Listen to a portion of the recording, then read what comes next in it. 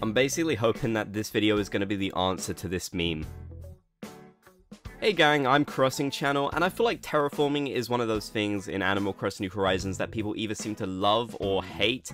Now, I actually really enjoy terraforming, but the thing is, I get how difficult it can be, especially to get inspired to actually go out there and do it.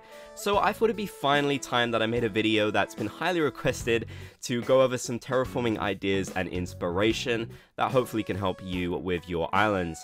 Obviously, everyone has their own ways that they like to decorate their island, so I can't promise these will work for all of you, but I'm hoping it can at least inspire a little bit to maybe help you get out there and start terraforming, because there's not really much else to do right now in Animal Crossing New Horizons, so might as well go out there and make our islands look beautiful.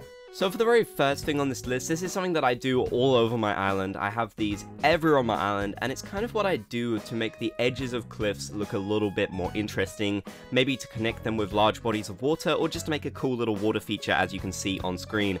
So basically what this is I'm creating a little circle using the water feature, and it's kind of got a little bush on the edge, as you can see. I really like this little layout. I have actually quite a few variations of this, but I feel like this is a really good way to make the edges of your cliffs look a little bit less boring and plain. Now, of course, you can just curve your cliff edges so it's just the cliff, but adding the little waterfall to it, the little kind of stream in a way, I feel like looks really good, and it just makes it more interesting. Now, I've done a few where there's not a bush on them, so the curve, it does kind of curve in, if that makes sense, like you can see on the screen. But then I've got others where I've got the bush just to make it feel a bit more natural, a bit more complete. You can even put items on there instead of the bush if you want to. I feel like that looks quite good. I've got some little patterns in some places as well. I really like this little design. It's probably one of my favorite over my island. I've seen a few people do this, but it's definitely a good way to complete your cliffs. And if you have a large body of water on your island, you can use this little bit of the cliff and the waterfall to kind of connect to that. You know, you can follow that water that's coming out of the cliff along to a bigger body of water, which is a pretty good idea. So I definitely like this one. It's always nice to have water features around your island, and quite a few on this list are going to involve different forms of water features, but this is one that I really enjoy.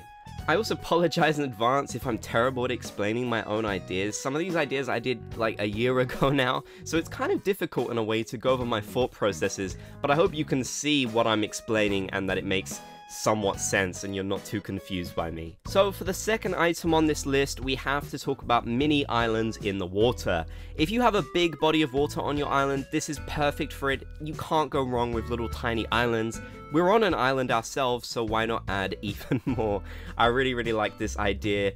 It's pretty cute to have the little tiny ones with like maybe a bush or like a little duck on it or something. That's an idea that I put all over my island because I love ducks. I'm a really big fan of ducks. Not going to go on a tangent about ducks here, but I've got to have little nesting areas for my ducks, you know. It just makes perfect sense. But you can do bigger islands as well, like you can see on screen. I've got some pretty big ones in the middle of this giant lake that's kind of near my Nook's Cranny.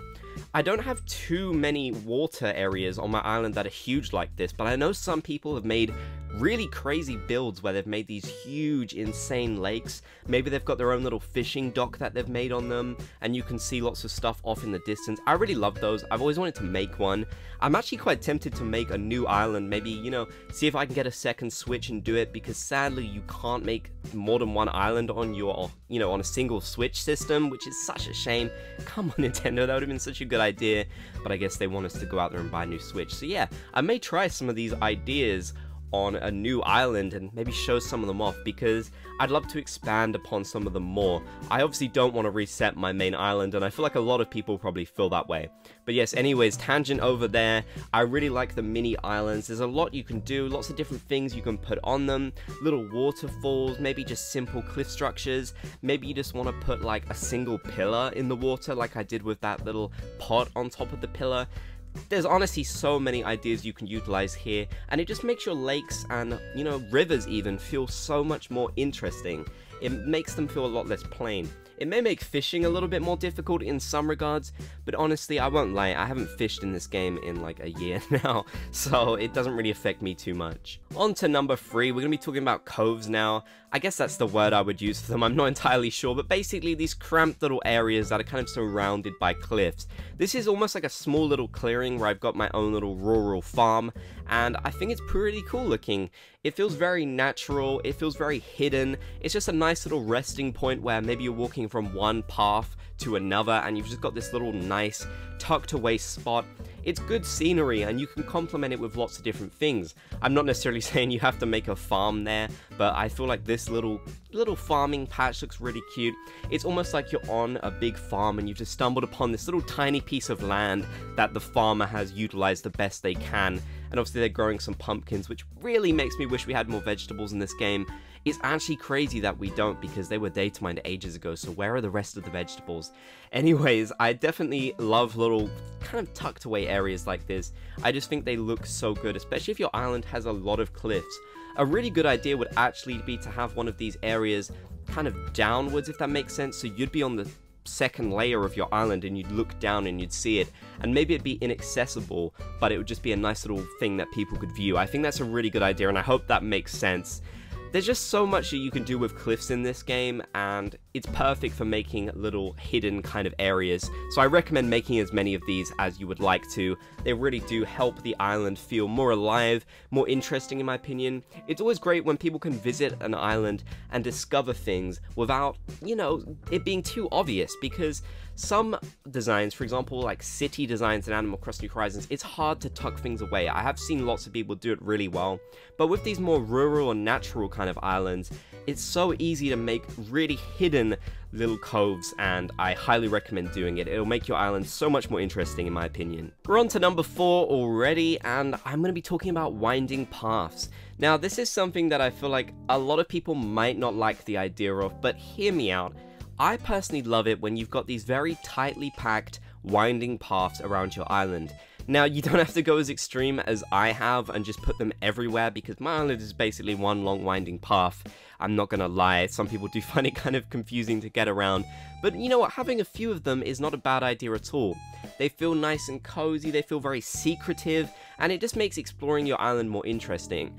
I feel like when I see those really giant paths that are just so massive and so open, it doesn't, at least for me, feel as fun to explore. Now, I have seen some that are really well done, like huge paths surrounded by trees and flowers, and they look really cool, don't get me wrong, but I'm a big fan of the more tightly packed kind of paths, you know? This also follows into the previous idea where you can kind of lead these paths onto a little cove.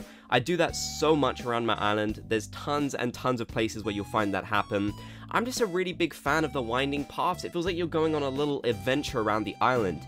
And it also makes it feel more natural, because when I've kind of explored places that remind me of my island in real life, I've seen so many tight little paths where you have to kind of navigate around little cliffs and little bushes and stuff like that, and it just feels really fun, you know, it feels like you're going on a little adventure. So that's definitely something I wanted to convey with these tightly packed, you know, winding paths around my island. Count how many times I've said winding in that past little segment alone. Okay, so we're on to the 5th and final point, and I'm going to talk about island entrances, which I feel like something a lot of people want ideas and inspiration for. This is my island entrance. I honestly could not be happier with it. I really love the idea of having the bridge going over a cute little sort of stream. It just feels really nice to me, and it makes the entrance more interesting.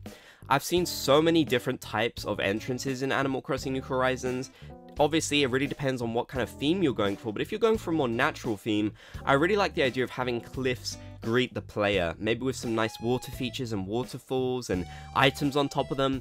It just feels really interesting, and it feels like you're going into kind of like a cool town gate in a way. You know when in Animal Crossing Wild World and City Folk they had the massive town gate surrounding the little town that you're in? It kind of reminds me of that in a way. It's obviously less of a man-made kind of gate, but it just feels really cool, and it feels like you're being greeted by something very epic, and I feel like that's always something good to convey with your entrance terraforming.